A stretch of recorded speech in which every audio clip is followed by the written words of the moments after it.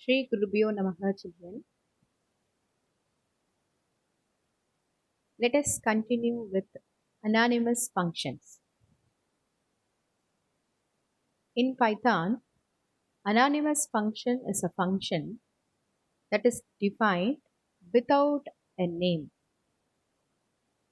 Normal functions are defined using the def keyword, whereas anonymous functions are defined using the lambda keyword. The syntax is given here. For defining an anonymous function, lambda keyword should be mentioned, then arguments, then we have expression. Lambda function is mostly used for creating small and one-time anonymous function. Let me give an example, children.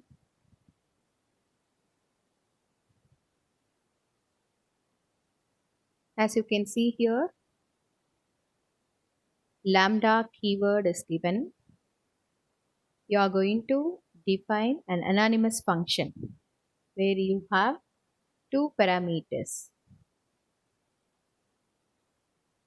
and you are going to get the values for these parameters. Those values you are going to add, and that will be stored in the variable sum. See the print statement, sum 30, 40. These are the arguments you are going to pass to these variables. Those values are going to be added and it will be stored in the variable sum. Let me execute this. You can see the output, children.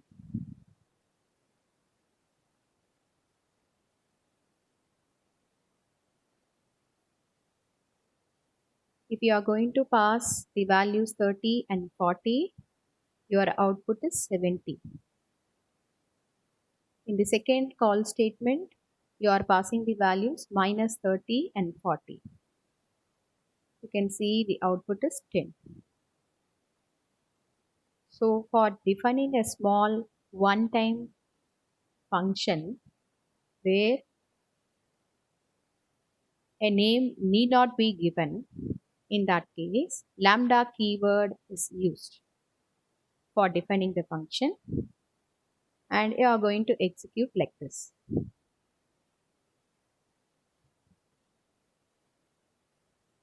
The next one, recursive functions. A function which calls itself is known as recursive function.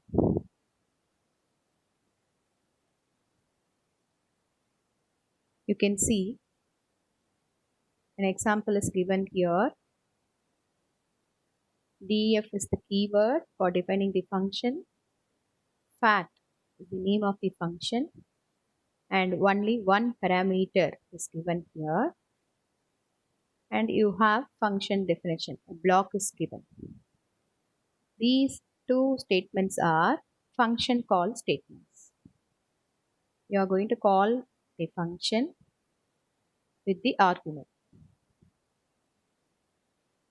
You can see in this definition, inside the function, you have another call statement. So the function is calling itself. This is known as recursive function. This is an example for calculating factorial of a given number.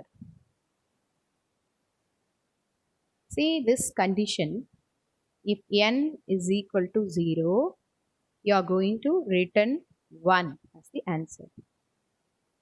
For the first call statement, fact of 0, 0 is passed to n, and this condition is checked, n is 0. In this case, it is true.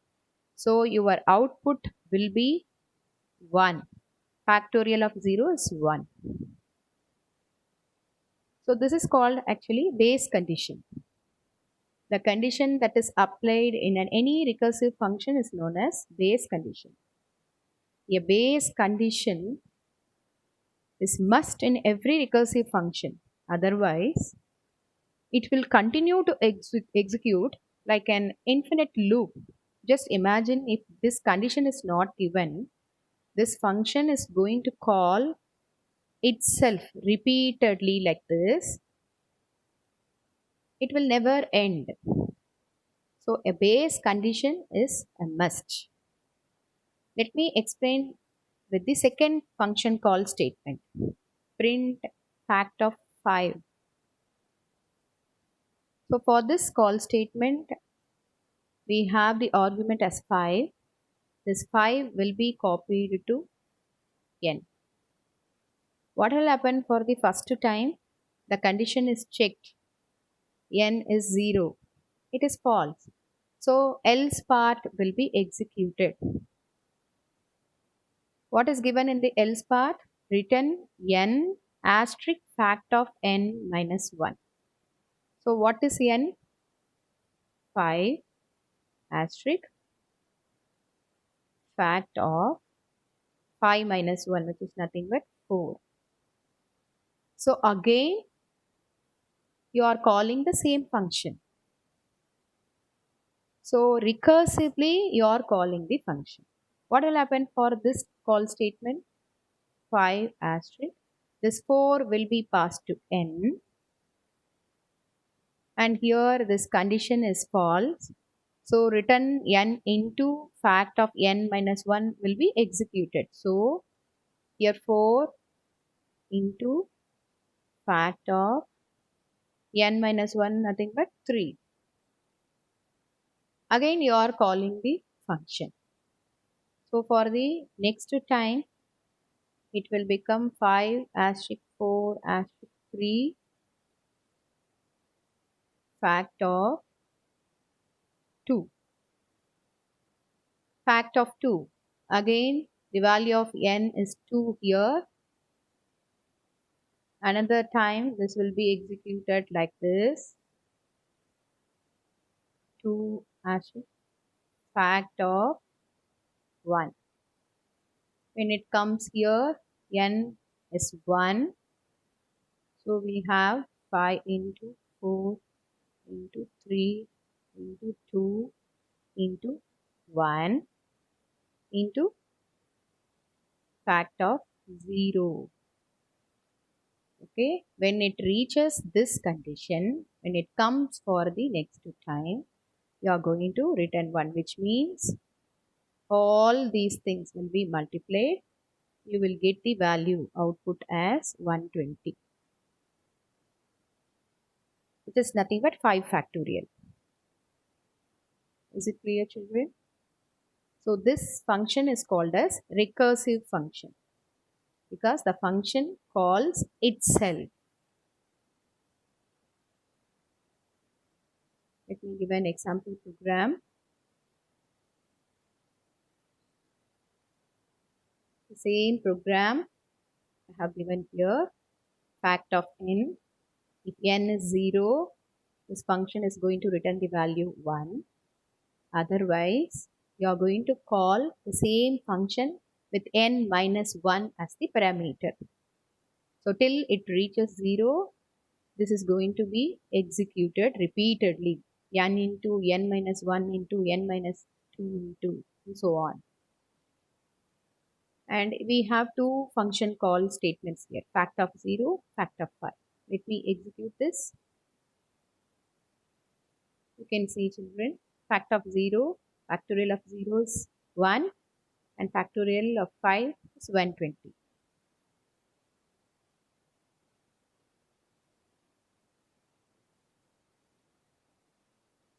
Let us move on to composition in functions.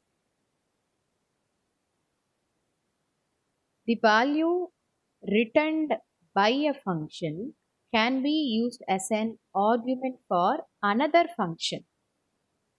This is called composition. So you can see here, this is one function, input function. Enter an arithmetic expression. Using input function, you can read values from the user. If we need to take a numeric value or an expression as an input from the user, we take the input string from the user using this input function. And we are going to apply this evaluate function on this input value.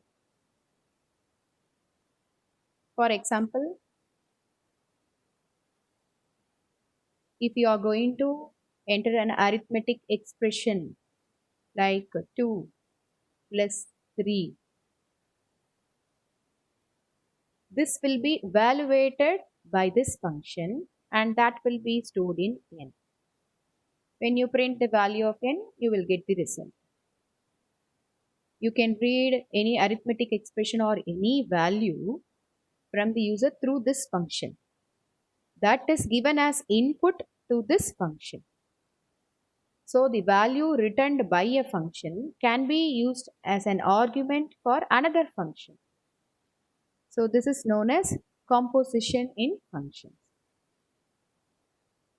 Let us see an example.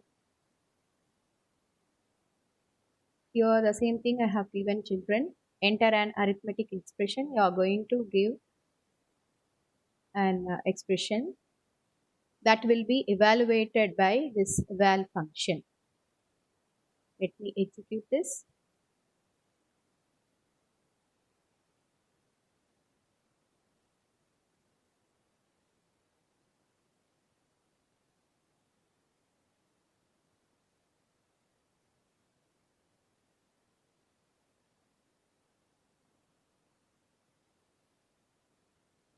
Are you able to see? I have entered 12 plus 5. You got the output as 17 here.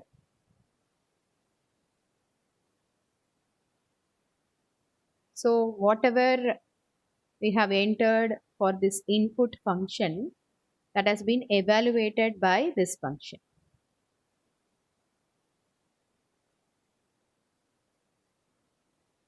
So in this class, we have discussed about anonymous functions, recursive functions, and composition in functions. We'll meet in the next class, children.